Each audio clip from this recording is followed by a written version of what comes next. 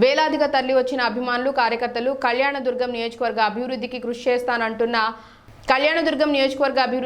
చేస్తానంటున్న అమిలినేని కళ్యాణదుర్గం శాసనసభ స్థానానికి ఎన్డీఏ కూటమి అభ్యర్థి సురేంద్రబాబు నామినేషన్ కార్యక్రమం అట్టహాసంగా సాగింది. గురువారం ఉదయం 10 గంటలకు ప్రారంభమైన భారీ ర్యాలీ ప్రజావేదిక నుంచి బ్రహ్మయ్యగుడి మీదుగా వాల్మీకి సర్కిల్ చేరుకొని అక్కడ వాల్మీకి విగ్రహానికి పూలమాల వేసి ముందుకు సాగారు. గాంధీ విగ్రహం, మసీద్ సర్కిల్, అంబేద్కర్ సర్కిల్ వరకు భారీ ర్యాలీ చేపట్టారు. కాంతారా డాన్స్, డీజే సాంగ్స్తో ముందుకు సాగారు. మసీదు సర్కిల్లో అమిలినేని సురేంద్రబాబు మాట్లాడుతూ కళ్యాణదుర్గం నియోజకవర్గం ఎమ్మెల్యేగా పోటీ చేస్తున్నానని, చంద్రబాబు పరిపాలనపై నమ్మకంతో ఓటు వేయాలని, ప్రజల నమ్మకాన్ని వమ్ము చేయకుండా అన్ని వర్గాల ఆదరాభిమానాలు చూరుకుంటామని భరోసా ఇచ్చారు. కళ్యాణదుర్గం నియోజకవర్గంలో రైతాంగం, విద్య, వైద్యం, రహదారులు, తాగునీరు, సాగునీరు అందుబాటులోకి తెస్తామని అన్నారు.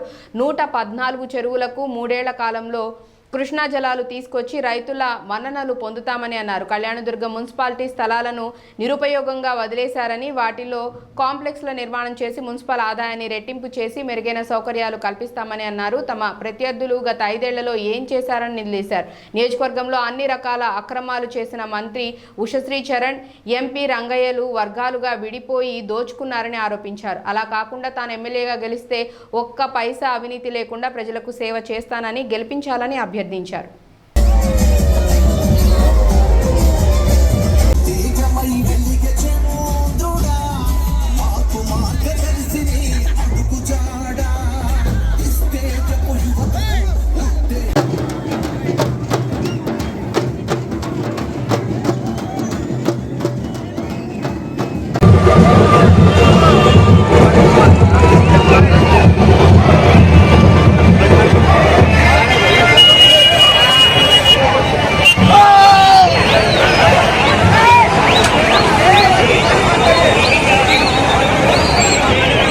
ఏంటినా